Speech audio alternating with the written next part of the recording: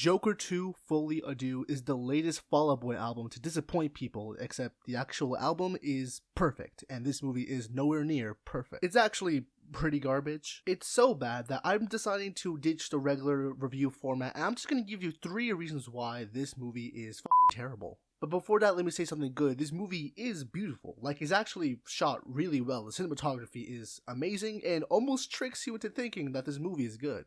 Okay, time to get back on track. Reason number 1. The plot and the complete waste of Harley Quinn. For those of you who don't know, Folie roughly translates into a madness shared between two in French. This title made people speculate that Harley Quinn would join the cast and will be an essential character, except that she isn't.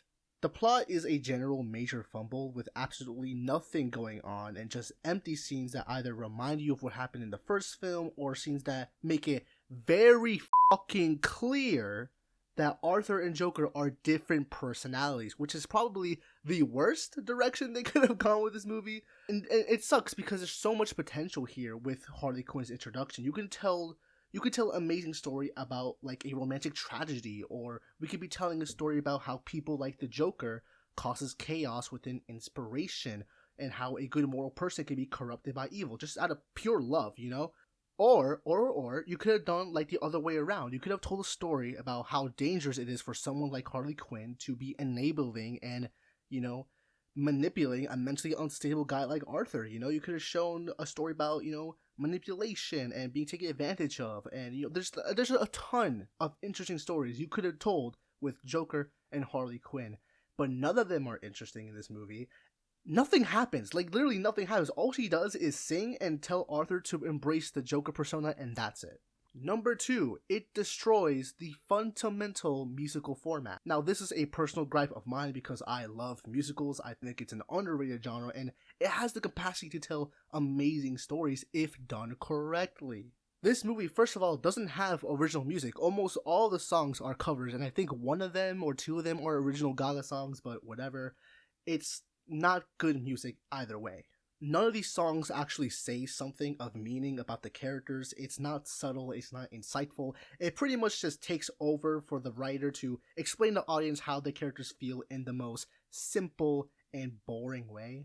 Oh, and I'm just convinced that these people haven't actually ever seen a real musical before, because there will be like a serious conversation or confrontation, and then Harley would just pull out her singing voice. Like, no, that is a stereotype. Musicals don't actually do this. We don't just break into a song in the middle of conversations. That's wrong. Anyways, watch Sing Street, La La Land, or The Greatest Showman. These are actually good musicals. Number 3, the ending.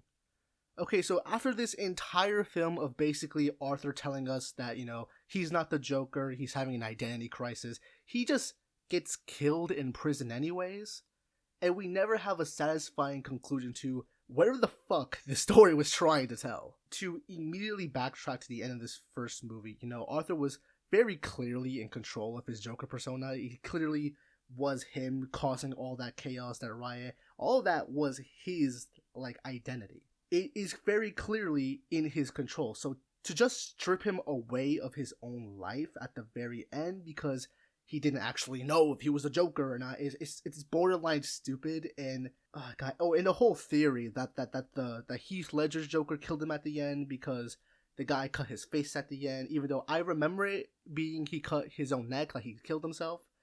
Apparently it's the other way around. I don't know. I could have sworn he stabbed himself, but whatever. It's still dumb, and it's robbing the audience of any emotional satisfaction.